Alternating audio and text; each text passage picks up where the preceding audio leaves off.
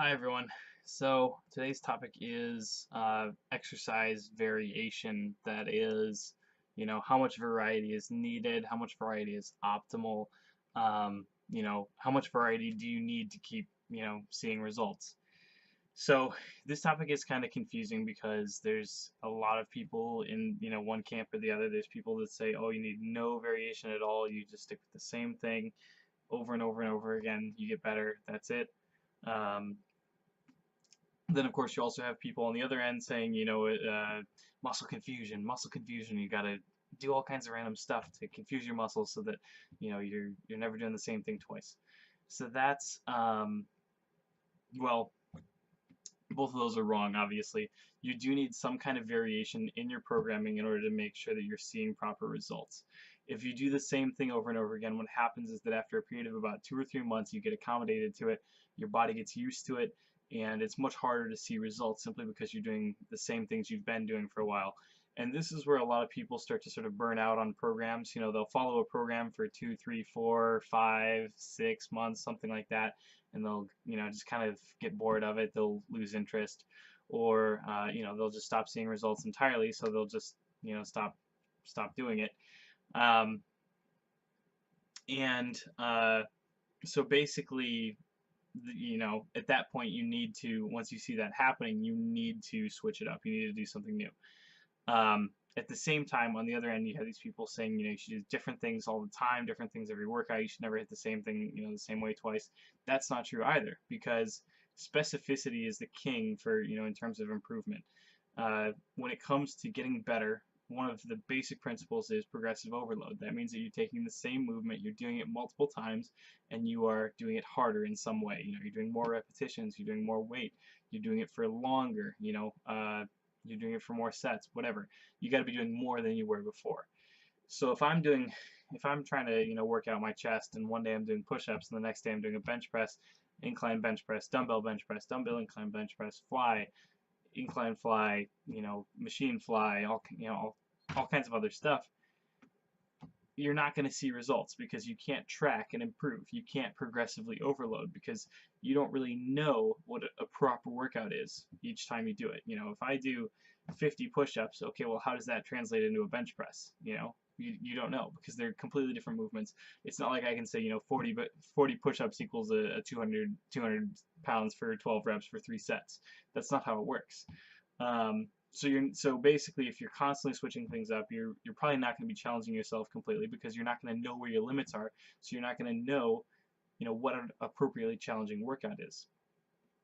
And then, of course, at the same time, you cannot progress that. So whatever weight you end up hitting, that's it. You're not going to see it again for a while, and so you can't add to it the next time you do it. So that's not good either.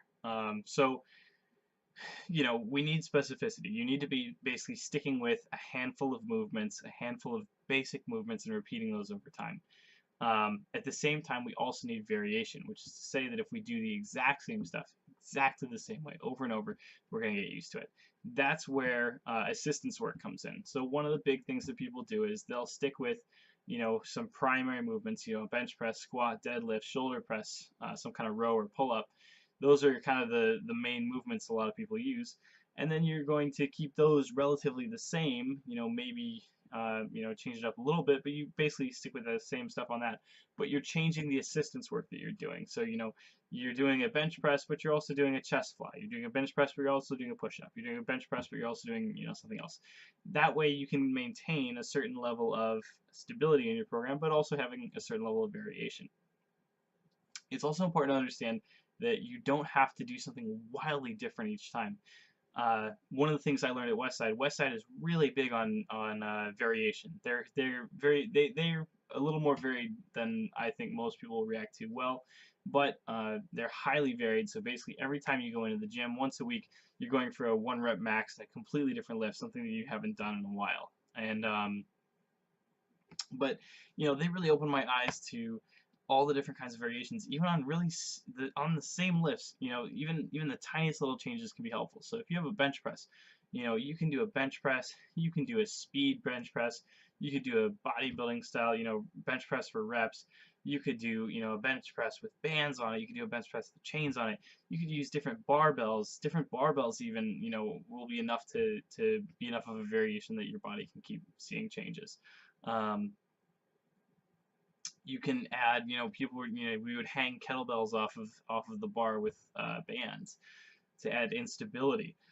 You know, use a cambered bar so you have a different range of motion. Yeah, you could add an incline. You could do, you know, all sorts of different, like, you know, the amount of variations that you have just for those 5 main lifts that I mentioned earlier is actually a huge amount.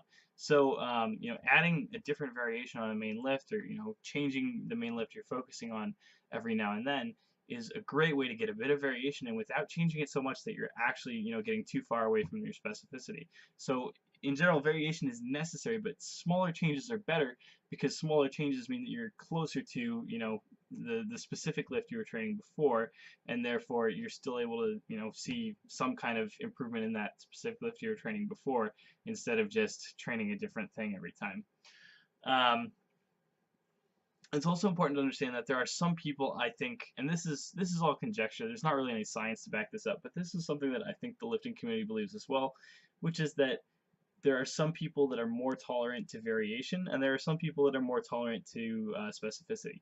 So there are certain people that will do better with a highly variable program, and then there are other people that, you know, would do better without a highly variable program. And I think I'm definitely, you know, if I was, you know, to judge, I would say I probably fall in the latter camp. I tend to stick to programs a bit longer than a lot of people. I've stuck to programs for, you know, months at a time before, and still seen, you know, decent results, still, you know, kept improving. But yeah, it's not a cut and dry, you know, exactly how much variation is necessary for a certain person.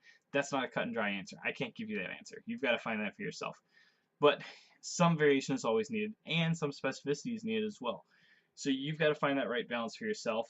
And again, like I said, focusing on a handful of major movements that are useful to you, that are the kind of movements you're trying to train, that help you in, you know, your whatever your sport is. Obviously, I'm a powerlifter, so bench, squat, dead, that's what we care about. You know, if you're a strongman, you got to do a lot of overhead pressing. If you're a weightlifter, you got to do snatches and clean and jerks.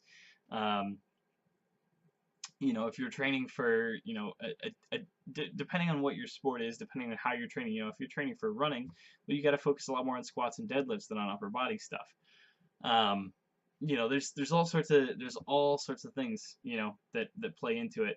But the main thing is you've got to find movements that are useful for your sport. You know, specifically focus on those movements while adding in a little bit of variation every now and then. Again, either changing assistance work or using a different variation on the main lift. You know, typically about every 2 to 3 months you want to switch that up, and you know, that way you can keep going. That way you're not going to get stuck. That way you're not going to see plateaus. So, hope that's helpful.